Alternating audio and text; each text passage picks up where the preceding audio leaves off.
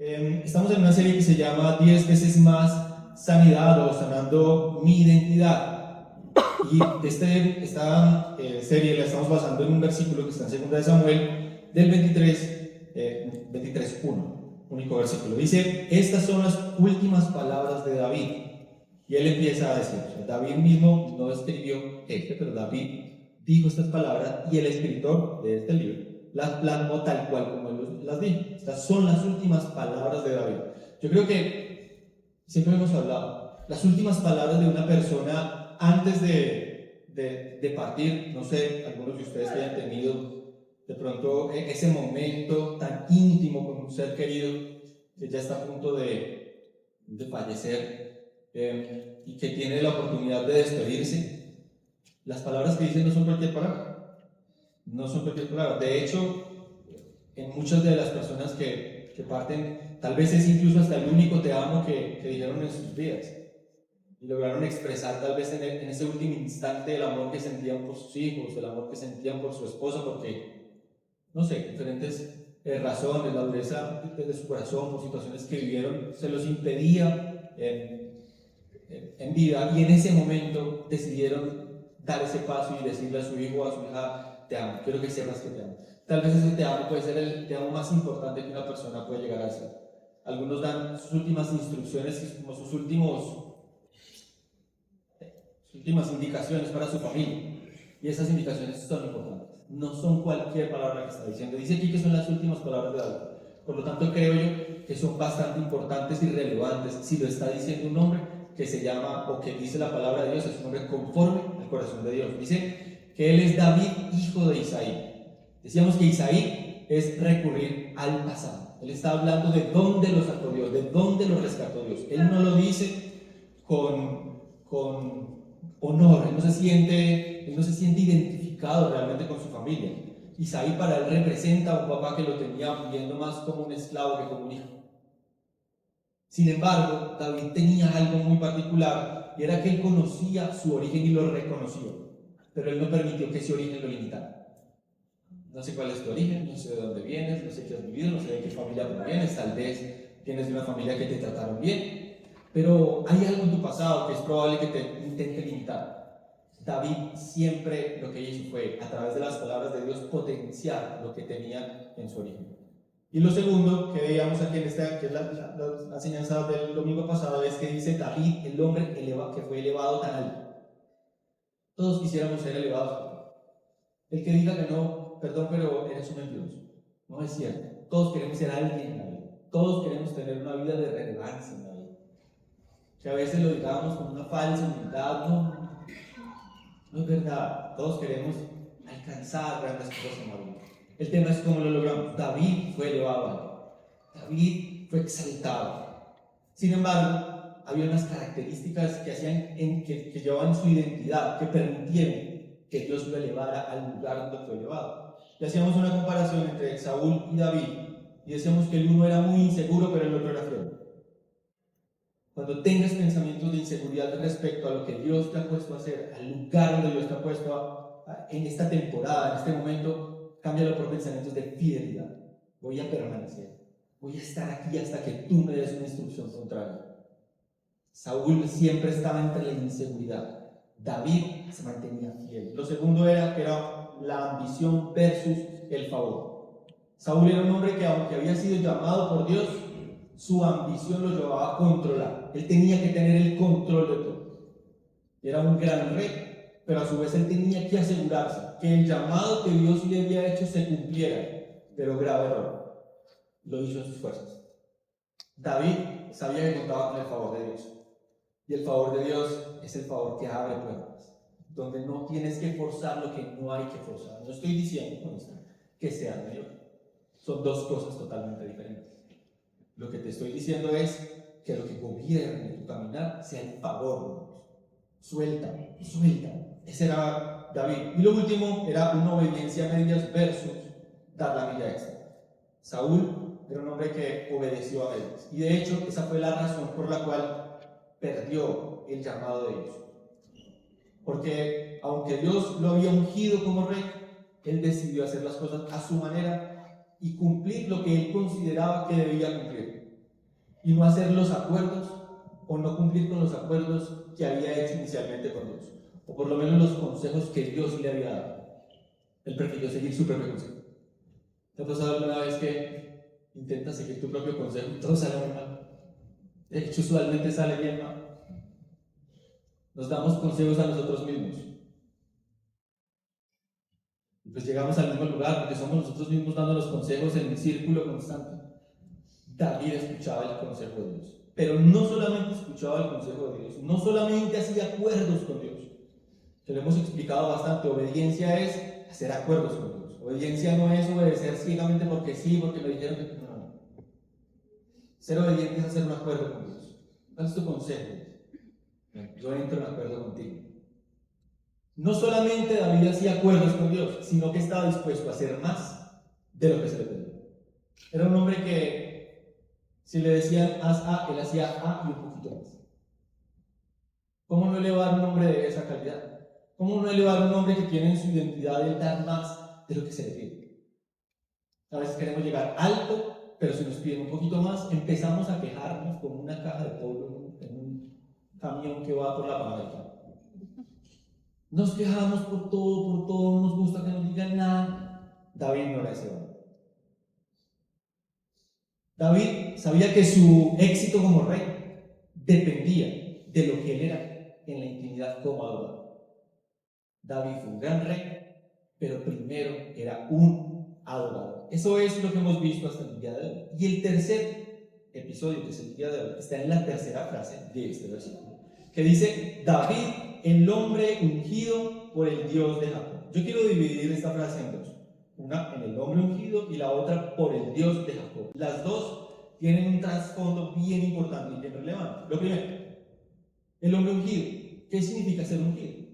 Para los que llevan muchos años caminando con Dios, asistiendo a iglesias cristianas, etcétera, etcétera, etcétera, siempre nos han vendido que ungido es como una persona que tiene un llamado poderoso y especial y muy místico. El ungido de Dios de los ejércitos. Una cosa como toda rara, que uno dice, pero qué raro, es hermano. Entonces, cuando uno está dentro de este ambiente, uno entra como en la onda y casi que se le tiran tapete para que pase por encima de él. Y la gente que no tiene nada que ver con esto lo ve a uno y dice, están locos. Bueno, están locos, ¿qué les pasa? Y yo les doy la razón, o sea, bien que sí, parecemos locos. Pero porque nosotros mismos nos hemos creído el cuento de una palabra que parece muy espiritual. Y sí lo es. Lo que pasa es que más bien nosotros la vemos es bastante religiosa, le damos una aplicación muy religiosa y tiene un trasfondo más bien muy espiritual. Ese es el punto. Es muy espiritual. Cero mística. Ser ungido es ser elegido para. Ser elegido para. Es un propósito que Dios le dio un propósito alto a David. Lo ungió para ser rey. Pero tú tienes un propósito y tu propósito es ser el rey de Israel. Quiero que sepas que tú tienes un propósito. Todos los que estamos aquí en este lugar somos ungidos. Todos los que estamos aquí en este lugar tenemos un llamado. Todos los que estamos aquí en este lugar tenemos un propósito.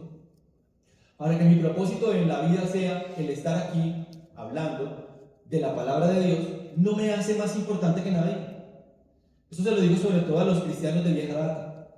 No soy más importante que tú, no soy más importante. No lo soy, ni me interesa serlo. Y para los que nunca han visto esto, están diciendo, usted está loco, usted está loca. Sí, no te entiendo. Solamente quiero que sepas que tú tienes también un llamado. Y puede que tu llamado no sea el de estar aquí parado hablando de esto. De hecho, son muy pocos los que tienen ese llamado.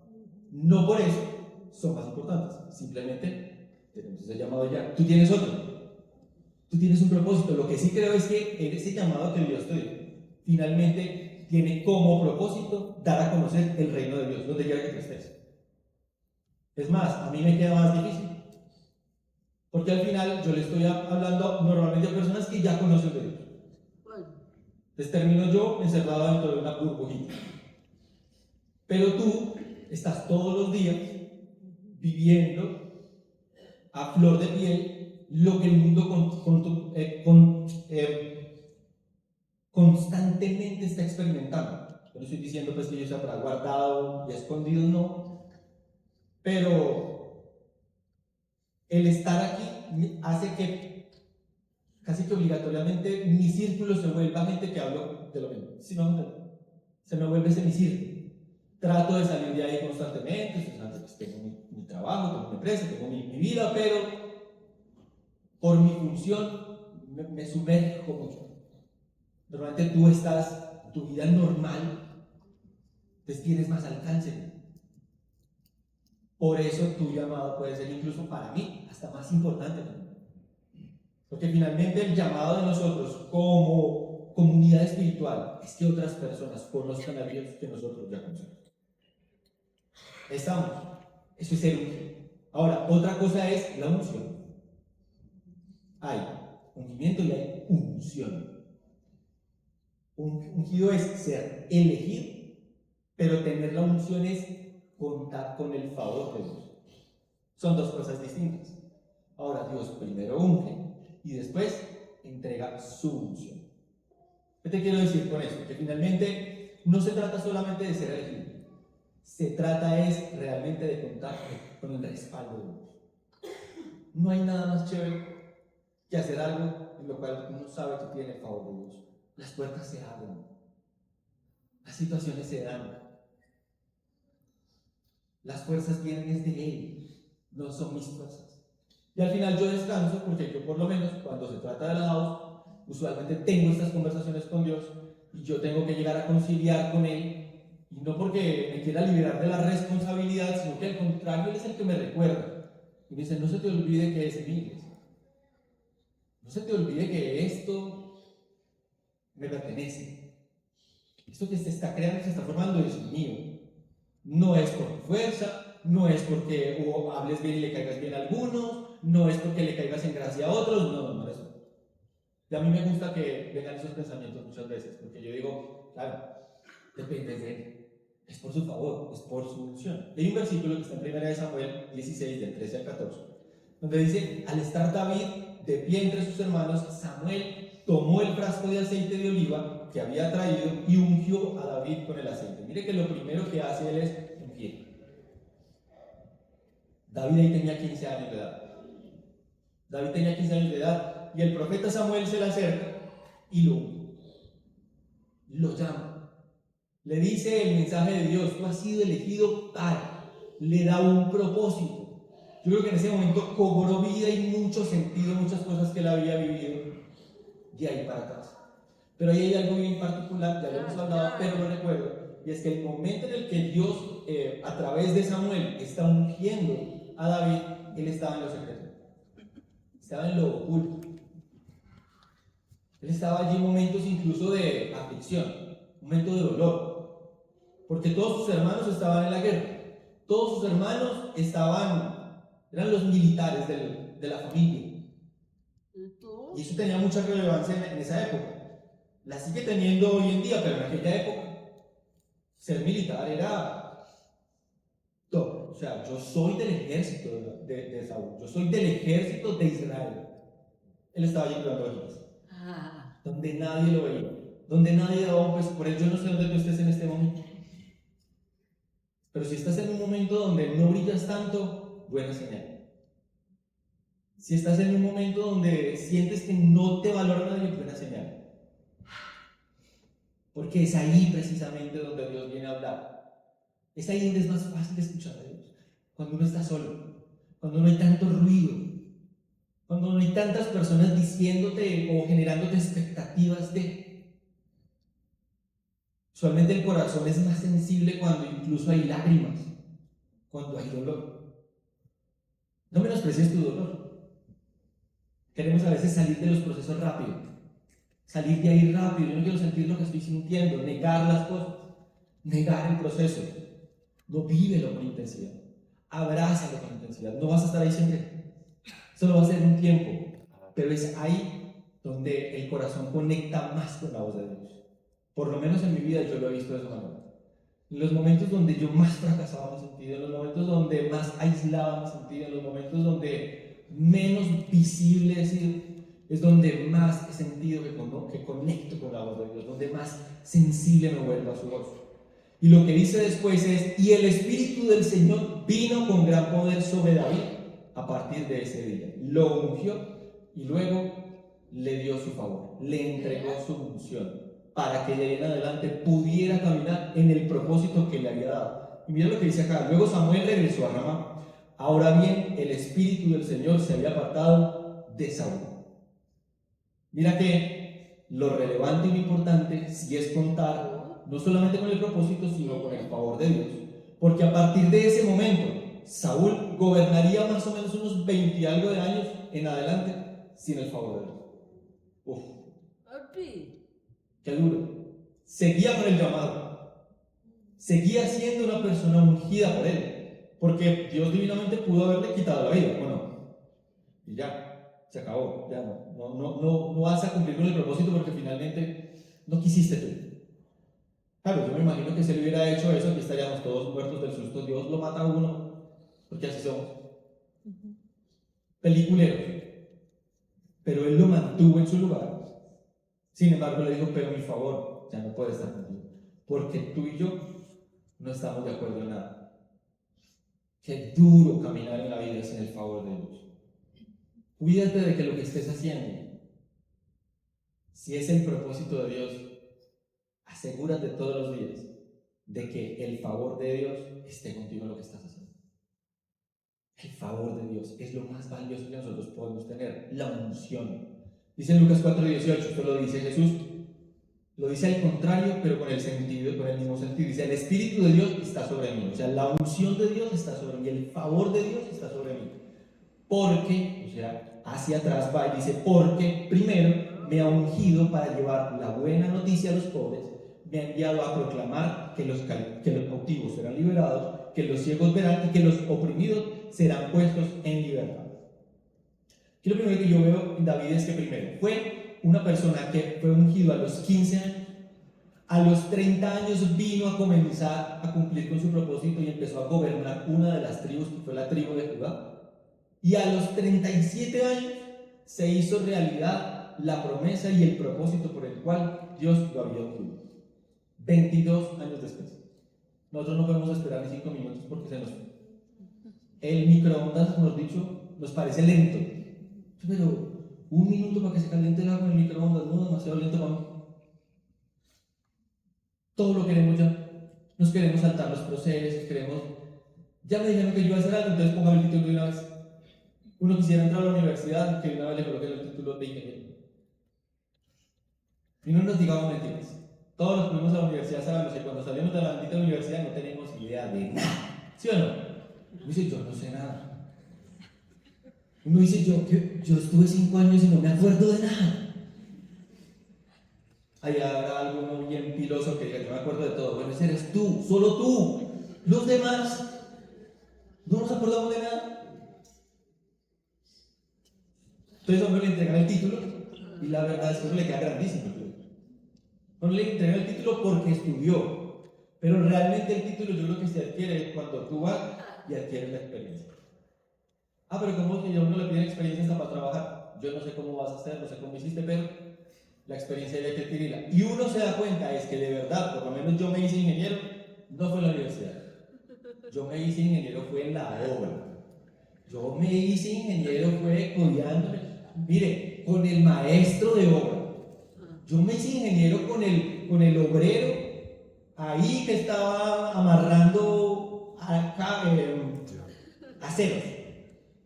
Yo me hice ingeniero teniendo ahí conversaciones con el que le echaba más agua al concreto del que había que echarle. Se va a caer el edificio. Ingeniero, siempre hemos hecho así. No, usted no sabe de eso, ingeniero, usted apenas salió, hay que echarle agua. No, quítele el agua. Por favor, no le echemos agua, nos vamos a morir. Usted no sabe lo que se ve en una obra. Dele gracias a Dios que su casa no se ha caído hasta ahora y que nunca se vaya a caer. Pero lo que pasa es horrible, es horrible. Ahí es donde uno se hace ingeniero. Aquí hay un ingeniero civil. ¿Algún ingeniero civil? ¿Algún ingeniero? Solo yo. Estamos extintos por ahí. Mi papá, pues mi papá. Tengo una familia que me apoya. ¿Qué te digo? Un papá borracho. Yo sé. Bueno, no sé, en la carrera que tú tengas. Uno se formó fue ahí, en la cancha. pero lo queremos saltar. Hay un proceso entre ser ungido y ser reconocido. No me puedo saltar ese proceso. Mira, Saúl se encargó de perseguir a muerte a David. Lo ungieron, él siguió la vida normal, ¿no? No es como que llegó Samuel y le dijo, bueno, eres rey, y una vez lo sentó allá. No, no, no. Le dijo, tú vas a ser el rey de Israel, pero vete y sigue pastorando ovejitas. Y fue sin renegar, siguió en su... Y de repente resultó por allá, en una pelea que estaba, en una batalla que tenía Saúl y todo su ejército de guerreros contra un tipo gigante y grandísimo que no eran capaces, y él apareció ahí por cosas del destino, y ahí empieza a darle un giro a su vida, y ya Saúl lo conoce, entonces lo llama, él empieza a tocar, hay un instrumento con él, dice que los demonios de él se apaciguaban cuando él tocaba su instrumento, que yo no me acuerdo ni siquiera cuál era, digamos que era una guitarra eléctrica, la de potasía, un pedal así bien bacano, y los efectos. Ahí estaba él, feliz, estaba Saúl escuchando a David, y de repente empezó a cogerle rencor. Y de un momento a otro el tipo que lo había llamado para que lo acompañara en sus momentos de tormento, ahora lo quería matar, lo quería asesinar. Y lo estaba persiguiendo, pero de muerte. O sea, no es lo mismo que a uno lo regañe el jefe, a que el rey lo esté persiguiendo para matarlo. O sea, hay distancia ahí, ¿no? Hay distancia entre... Hay procesos de proceso, pero uno se queja por cualquier cosa. Nos quejamos por cualquier cosa que nos pasa, pero quiero que sepas algo. Entre mayor sea la oposición, mayor es el propósito. Si tú tienes un propósito grande, por eso probablemente estés experimentando grande oposición en tu vida. O sea que ponte feliz si hay oposición. Ponte feliz si todo está saliendo en contra. Además, hay personas que han venido acá y que yo estoy completamente seguro que después de que empezaron a venir a un lugar como esto, su familia se le vino en contra y le dijeron, ¿usted qué se haya metido? Le van a lavar el cerebro, le van a sacar la plata para que el pastor se compre un carro. Perdón, dígale que yo ya tengo carro, que me lo compré siendo ingeniero civil. Es probable que todo te empiece a salir en contra. Claro, porque conectaste con un propósito, y cuando tú conectas con ese propósito, tú crees que no tienes el mundo espiritual es real. El mundo espiritual es real. Hay dos momentos importantes en la vida: cuando tú naces y el otro cuando te das cuenta para qué naciste. Ese momento es clave. Y el momento en que tú te das cuenta para qué naciste, amigo, lo que viene de ahí para allá es persecución, no hay otra cosa. Lo que viene de ahí para allá es formación de carácter. Y qué bueno que haya formación de carácter. No sé si has visto las estadísticas de cuando las personas se ganan la lotería. El 95% de las personas que se ganan una lotería, al cabo de 5 años, son más pobres que cuando no tenían la lotería. Esas son estadísticas, eso no me lo inventé yo. Puedes entrar a Google, pregúntale a ChatGPT, a cualquiera, a Copilot, pregunta, y te va a dar la estadística. ¿Por qué? Porque no estaba preparado para eso. Qué susto que le llegue a uno ese dinero para luego terminarle debiendo más plata a la gente de la que le debía. ¡Qué susto! Yo y la gente. A lo bien. A veces queremos saltarnos el proceso y que sea allá, que sea allá, que sea allá. Quiero conseguir una pareja ya y me quiero casar ya. ¡Qué susto! De pronto no es que esa persona vino a destruirte a ti, no, de pronto tú lo vas a destruir a él. Hasta Dios de pronto está cuidando al otro de ti. ¡Qué miedo! Es que formar carácter para entrar en una nueva temporada. No puede ser de un día para otro. Pero no responde que sea allá. ¿O no? O yo soy el único que quiero que sea allá. Todos queremos que sea allá. Entre mayor sea la posición, más el propósito. Mira, yo sé que aquí entre nosotros hay personas que probablemente hayan vivido muchas noches oscuras en medio de la droga. Yo sé. Y tal vez a punto de una sobredosis. Pero sabes que estás aquí. Tienes un propósito en tu vida. Es probable que hayas vivido muchos días de depresión con pensamientos de suicidio. Pero sabes que estás aquí. Tienes un propósito grande. Es probable que hayas pasado semanas en una cama con una enfermedad y un diagnóstico en contra de todo. Aquí estás. Es probable que de niño te hayan rechazado, es probable que tus papás hayan dicho, hay que abortar el proceso con el chino. No pueden hacer, pero por alguna razón, aquí estás. Ni siquiera puede que lo sepas. ¿Sabes por qué? Porque hay un propósito grande en ti, porque si hay un propósito grande, grande oposición. Y lo segundo que dice acá es por el Dios de Jacob. ¿Por qué le dice por el Dios de Jacob? El hombre ungido por el Dios de Jacob. Pudo ser otro. Jacob representaba el pacto de Dios. Él era el nieto de Abraham. Estaba Abraham, luego venía Isaac y luego venía Jacob. Isaac, junto con Rebeca, quedan en embarazo. Y allá hay dos pequeños, gemelos o mellizos, no sé, que se llamaban Esaú y se llamaban Jacob. Hay un profeta que le dice a Rebeca: quiero que sepas que el mayor siempre le servirá al menor. Eso era rarísimo. Rarísimo porque en aquella época la primogenitura era todo. O sea, el primero que nacía era el que se llevaba la unción del papá, la bendición del papá. Para esta época y esta cultura, que el papá bendijera a su primer hijo y le dijera: de aquí en adelante tú sigues con el legado de la familia, eso es oro. Era supremamente relevante.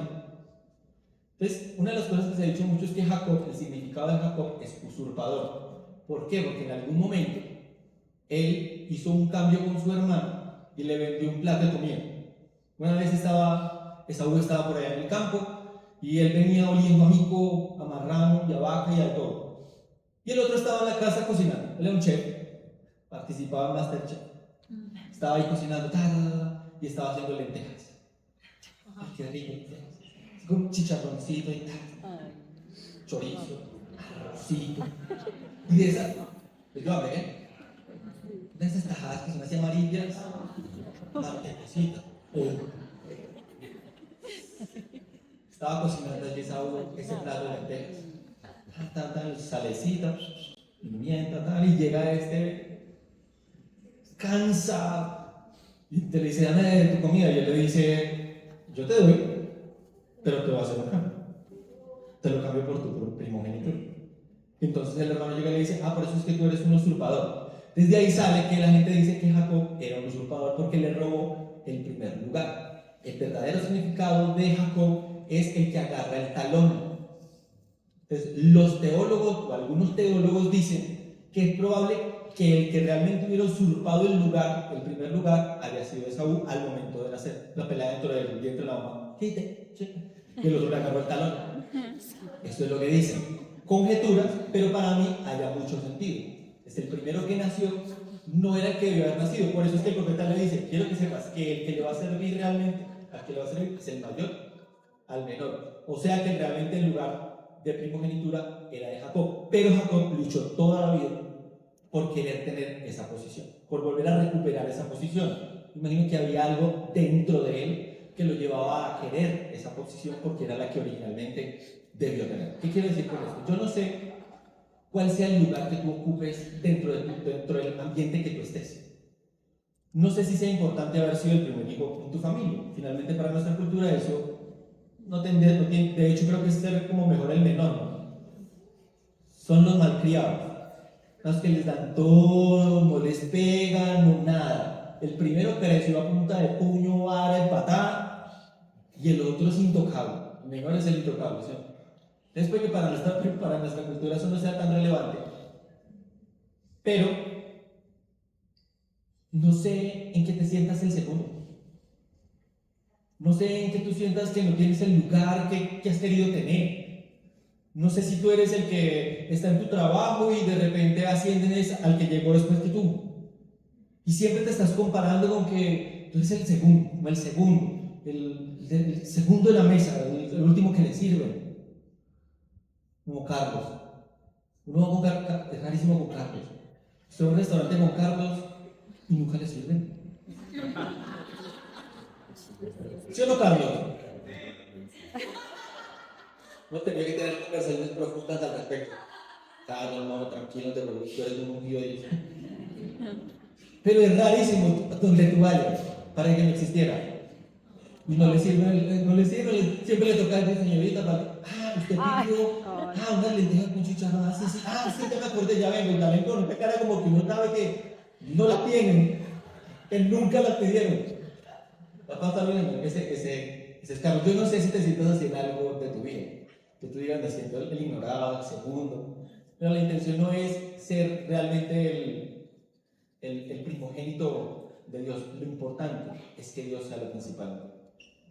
Y para Jacob, Dios era lo principal. Y empezó una lucha tremenda durante su vida de tratar de buscar la bendición de Dios. Entonces se casa va a buscar a su esposa, lo engaña, trabaja 7 años por ella, luego tiene que trabajar otros 7 años. Es querer la historia. Él luego está por ahí luchando con el ángel del Señor, dice que el ángel del Señor le golpeó aquí en la cadera y que para que lo soltara. Y entonces es una historia rarísima, pero brutal, donde él termina diciéndole al ángel: yo no te suelto hasta que no me bendigas. Yo quiero tu bendición. A lo único que le importaba a él era la bendición y el favor de Dios. Ese mismo que había ungido, porque finalmente él recibió la bendición de Dios, ese mismo que había recibido la bendición de Dios, era el que ahorita estaba reivindicando a David. Era el que ahorita estaba ungiendo. Ese mismo Dios, el que había reivindicado a Jacob, ahora estaba reivindicando a Jacob. Por eso es importante. Pero entonces, ¿eso qué tiene que ver con mi identidad? Yo no tengo ni idea, pero no mentiras. Yo sí sé, y es porque tal vez te sientas rechazado. Tú no eres un rechazado, eres un elegido de Dios. Tú tienes un propósito de parte de Dios. No era el maltratado del padre. David no era el menospreciado de sus hermanos. No. Era el hombre al que Dios había ungido, al mismo que había ungido Jacob. Entonces termino diciéndote que hay 3 oposiciones para vencer cuando eres elegido por Dios. O sea, todos nosotros tenemos 3 oposiciones. Oposición número 1, los pensamientos. Los pensamientos son re jodidos, y lo hemos hablado muchas veces. Porque la batalla está en la mente. La batalla está todo el tiempo en la mente. Todo el tiempo. Los pensamientos que tú tienes acerca de ti. Yo quiero que tú pienses por un momento, ¿tú qué piensas acerca de ti? Piensa en 3 cualidades tuyas. Y ahora piensa en 3 defectos. Apuesto que ya tiene los 3 defectos, pero no las 3 cualidades. Por lo menos la mayoría. No, sí, los defectos me quedan más fáciles, pero los defectos. Yo soy puntual, yo soy grosero, yo soy tal. ¿Y tus cualidades?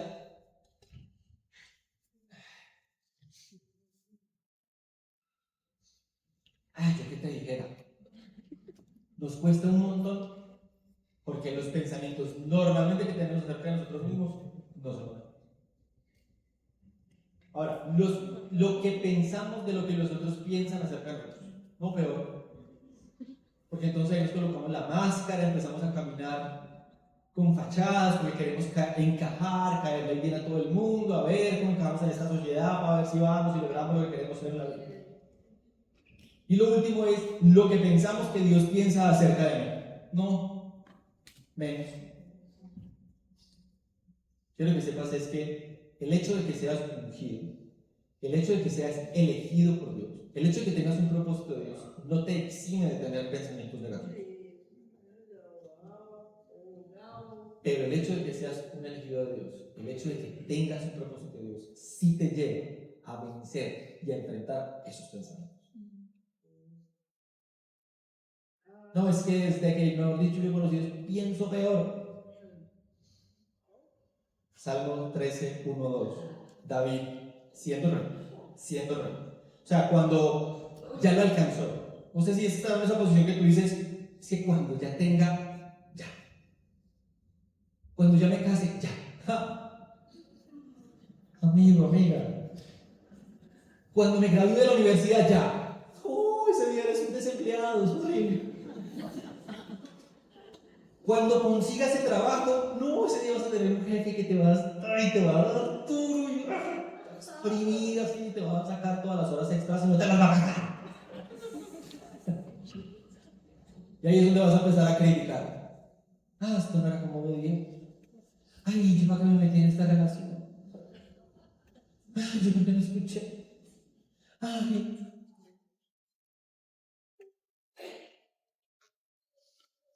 No, eres un eximio. El hecho de que tengas un propósito no te exime de pensar. Este era David, siendo rey, y no ya rey. El tipo la sacó del estadio. platudo, mucha plata. O sea, si alguien tenía plata en esta vida era David. Y mira lo que está diciendo. ¿Hasta cuándo, Señor? ¿Hasta cuándo me tendrás en el olvido? ¿Hasta cuándo esconderás de mí tu rostro? ¿Hasta cuándo he de atormentar mi mente con mis preocupaciones? Y he de sufrir cada día en mi corazón. ¿Hasta cuándo mi enemigo triunfará sobre mí? Los pensamientos de un rey, los pensamientos de un hombre conforme al corazón de Dios. ¿Hasta cuándo, Dios? ¿Hasta cuándo? Estos pensamientos me atormentan.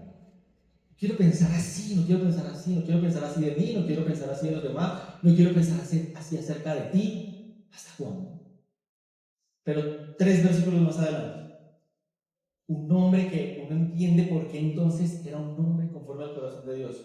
Cambia su lenguaje, ¡pum!, le da un giro y dice, pero yo confío en tu gran amor. Yo confío en tu gran amor. Se los he dicho 1000 veces.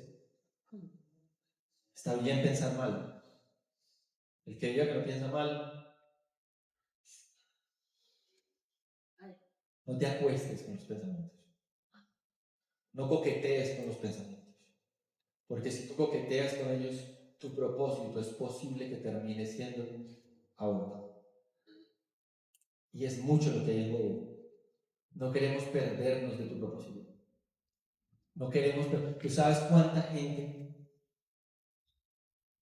hoy en día está en el cementerio que nunca supimos quiénes eran? Que nunca supimos y pudimos disfrutar del propósito que Dios tenía para ellos. Suena duro, pero es verdad. No te menosprecies.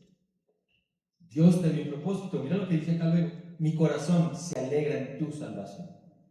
Cantaré salmos al Señor, porque ha sido bueno conmigo. Mira, cuando vengan pensamientos que te atormenten, adora. Cuando vengan pensamientos negativos, exalta a Dios. Cuando vengan pensamientos negativos, declara la verdad de Dios. Por eso es que aquí enseñamos tanto, y perdón, uso la palabra, jodemos tanto con las verdades de Dios para nosotros. Para usarlas ahí, porque ahí vas a estar. Ahí yo estoy, y me pasa muchas veces. Tengo que estar visitando muchas veces el lugar donde me siento atormentado, donde vienen pensamientos de insuficiencia, no vas a ser capaz, no puedes, Y en esos momentos es donde yo tengo que decir, Dios, tus verdades dicen esto. Aunque mis pensamientos me griten esto, yo te alabo porque tú has dicho de mí esto. Porque ya tú me sacaste de aquí, de donde yo estaba, y ahora me tienes aquí, en este lugar. Gracias. Salmo 139, 17 al 18 dice, qué preciosos son tus pensamientos acerca de mí. Mira David lo que está diciendo. ¿Sabes? Puedes pensar muy mal de ti. Hay gente que puede pensar horrible de ti. Pero tú tienes que saber qué piensa Dios de ti. Y él aquí lo que dice es que sus pensamientos acerca de ti son preciosos. No son cualquier pensamiento. No se pueden enumerar. Ni siquiera puedo contarlos. Suman más que los granos de la arena. Y cuando despierto, todavía sigues conmigo. Aun cuando me he revolcado en pensamientos los más absurdos, me despierto y sigues ahí. Sigues pensando lo mejor de mí. No sé si has tenido esos momentos donde te atacas. ¿Has tenido alguna vez ese momento? Que te atacas y te hablas con sevicia, te miras a los ojos, te miras en el espejo. Yo no sé si has tenido ese momento, yo he tenido ese momento. Que me miro en el espejo y digo lo peor. Tú no eres capaz. Y eso suena bonito. Me lo he dicho, yo me lo he dicho con grosería. Mirándome a los ojos, imbécil, usted no es nadie. Usted es capaz. Es un idiota. Pero ¿sabes? Me he despertado. Sí, está. Y me recuerda que sus pensamientos acerca de mí son preciosos. Obstáculo número 2, las personas. A David su padre lo utilizó. A David sus hermanos lo menospreciaron. Jacob también, su hermano le dijo, usted es un usurpador. Deme mi plato de lentejas, pero usted es un usurpador. A David los hermanos le dijeron, usted es mentiroso, ¿qué hace aquí? ¿Qué le dijo a mi papá para que le mandara acá? ¿Quiere figurar, ok? Aquí los militares somos nosotros. Deje los quesos y se vaya aquí ya. Eso fue lo que dijeron los hermanos. La esposa de David se burlaba de David. Y que se burle el mundo entero, pero la esposa de uno. No, de verdad. Se supone que es tu confidente, la persona que más te conoce, tu esposo, que se burle de ti. No te estoy diciendo entonces que ahorita vayas y te vayas de la casa. No estoy diciendo eso, cuidado. Yo lo que estoy diciendo es que dolor. Ese es el dolor que experimentaba este hombre. Él tenía una esposa que se burlaba de él, un suegro que lo quería matar, lo quería asesinar. Era el hombre más buscado de la región. Quiero que sepas que si Dios te usa grandemente y te va a usar grandemente, te van a criticar grandemente. Y sabes, usualmente esa crítica viene de la gente cercana. Y duele. Duele. ¿Tú sabes cuánto han criticado a la house?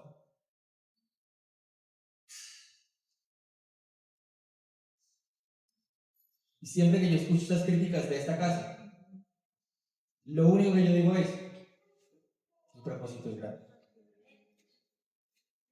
Tu propósito es grande. ¿Y sabes quiénes son los que critican esta casa? ¿Sabes de quién viene la crítica? No es de la gente que no conoce esto. De hecho, esa es la crítica suave. De los mismos que se llaman cristianos. ¿Sabes de quién ha venido la crítica más dura a esta casa? De los líderes de iglesias cristianas. De pastores de iglesias cristianas. Esto yo no lo estoy diciendo como crítica a esas iglesias, no. Lo estoy diciendo es que a mí me ha tocado coger esas críticas y capitalizarlas y decir, tu propósito es grande. Algo grande tienes para esta casa. Porque finalmente aquí dice, en Salmo 55:12, si un enemigo me insulta, yo lo podría soportar. Está diciendo David, yo lo soporto. Si un adversario me humilla, de él me puedo yo esconder. Yo no lo voy a enfrentar, ¿sabes? No hay nada que demostrar. Tú no tienes nada que demostrarle a nadie. Bájate de ahí. Tú no tienes que demostrarle nada a tus papás, tú no tienes que demostrarle nada a tus amigos, tú no tienes que demostrarle nada a tus hermanos, tú no tienes que demostrarle nada a nadie. Lo único que tú tienes que hacer frente a la crítica es perdonar. Esconderte y perdonar. No, como así, yo voy y lo voy a demostrar, yo sí soy alguien. Bájate de ahí, no tienes que demostrar nada.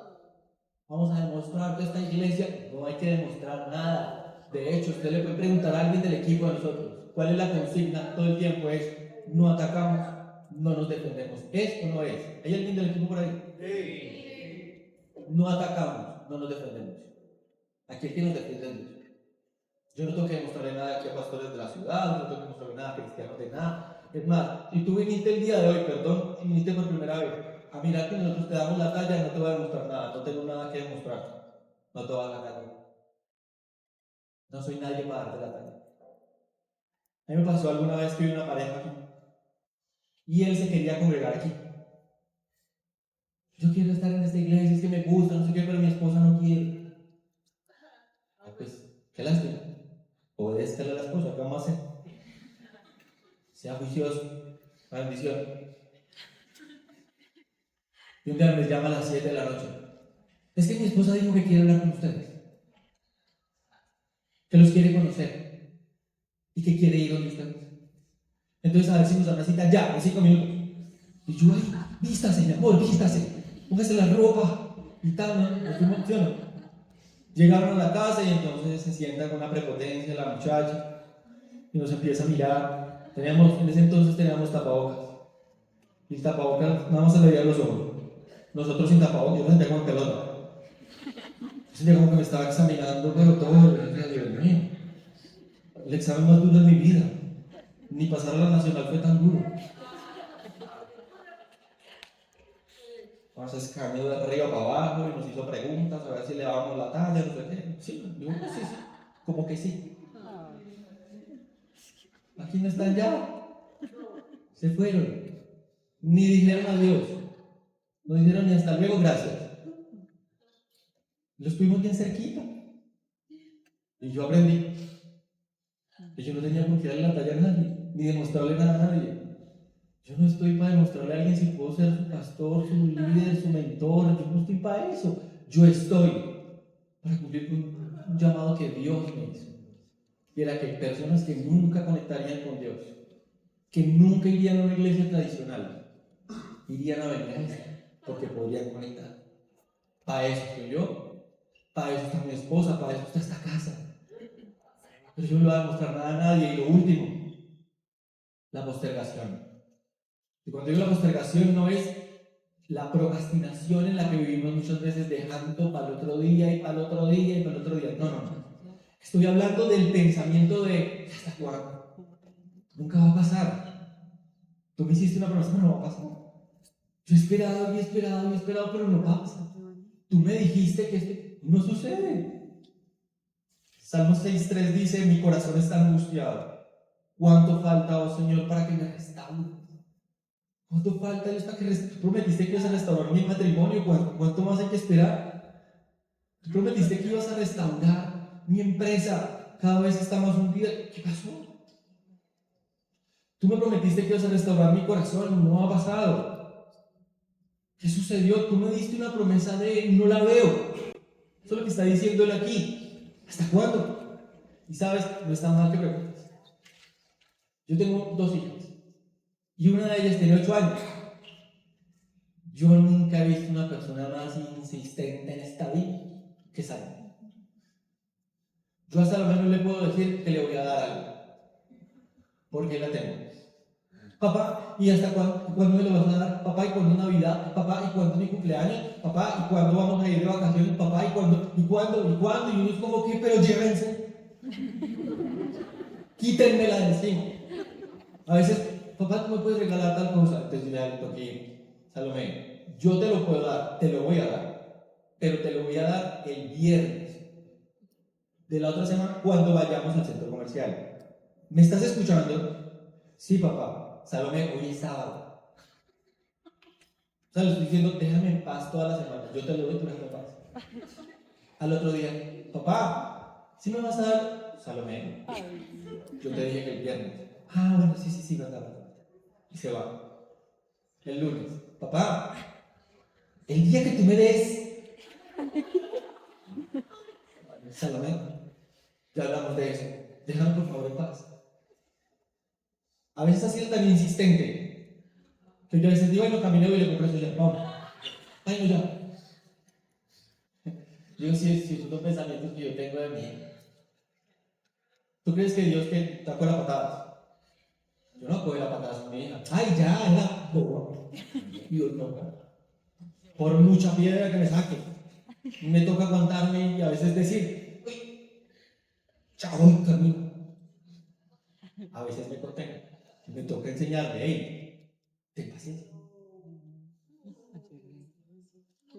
David esperó 20 años. Desde que lo llamó. 20 años pasaron para que se hiciera realidad la promesa.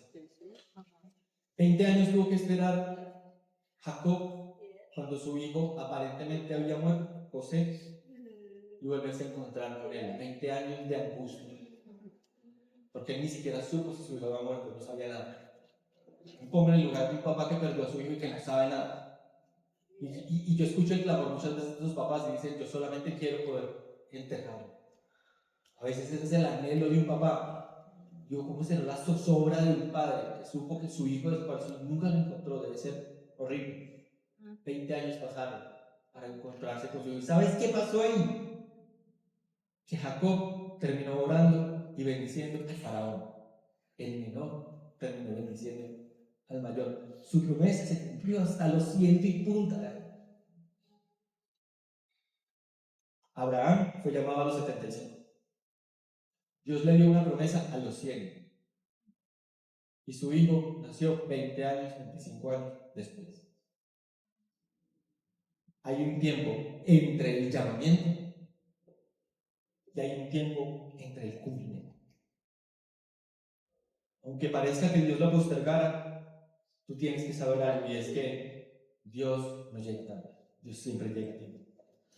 Ay, Juan, pero yo cómo sé que eso es de Dios. Porque es a la manera de Dios. No es a tu manera. No es lo voy a forzar y va a pasar, yo voy a hacer que suceda porque es que los campeones hacemos que las cosas pasen. Ok. Cierro con esta historia. Dice que Saúl estaba persiguiendo a David de muerte. David ya era líder de la tribu de Judá. Ya tenía 400 hombres en su ejército. Saúl tenía a los mejores de los mejores con él y estaba persiguiendo a David para matarlo. Yo me imagino que el tipo tendría un ejército, no sé, de miles. Y dice que era tan recia la persecución que hubo un momento que los tenían acorralados y lo único que encontraron fue una cueva. Y se encerraron en la cueva, todos se metieron. Imagínate tú, David con 400, dice endeudados, llevados, pero así dice la palabra de Dios, ¿no? Se quedan, pero lo peor de lo peor. Que se habían convertido en valientes. Estaban 400 metidos dentro de una cueva oscura. Y a Saúl se le ocurrió ir al baño. Y el único lugar que pudo entrar fue a la cueva donde estaba David con 400 matones. Él entró feliz, se bajó los calzones. Perdón sea tan gráfico, pero así lo dice la Biblia. Tal cual, se bajan los calzones. Yo me imagino que le dijo a todos, quédense vigilando todos ustedes ahí. Cuidado, van a ver que traen de acá. Y él va entrando a la cueva y David estaba ahí así. Yo creo que diciéndole a todos los 400, la lechuza, no hablen, nos matan. Donde se den cuenta que estamos aquí metidos. Y sabe que le dijeron los valientes a David. Hey David, te lo han entregado de papaya. Esto es de Dios. Las estrellas se alinearon. Usted nada más clávele la espada, que aquí estamos nosotros para salir y matar a lo que haya. Pero a Saúl, el que lo iba a matar a usted, ahora usted tiene el papayazo de matarlo a él. ¿Y sabes qué hizo David? Yo sé que todos van a decir pues, que no lo mató. No, él se acercó a donde Saúl y cogió el manto y una punta. Yo no tenía cómo hizo. Qué susto. Le cortó una punta del manto, lo guardó, se recogió, se fue y luego ellos salieron y le dijeron a Saúl: te pudimos matar. Pero decía que, dice la palabra, que incluso David se sintió mal por haberle cortado el manto a David. ¿Qué te quiero decir con eso? Es posible que el mundo te diga, está de papaya, hágale. Un contrato, hágale. Sí, pero hay que pasar por debajo. Pero de papaya, ¿quién le da esa oportunidad? Ah, ¿qué tal cosa? Sí, pero hay que hacer la vuelta. Pero ahí está la persona, está el contacto. Dios te lo puso.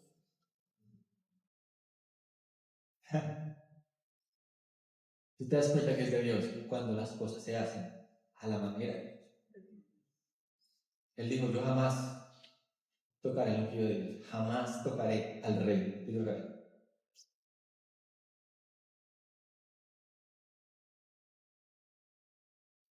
A la manera de Dios, a la manera de Dios.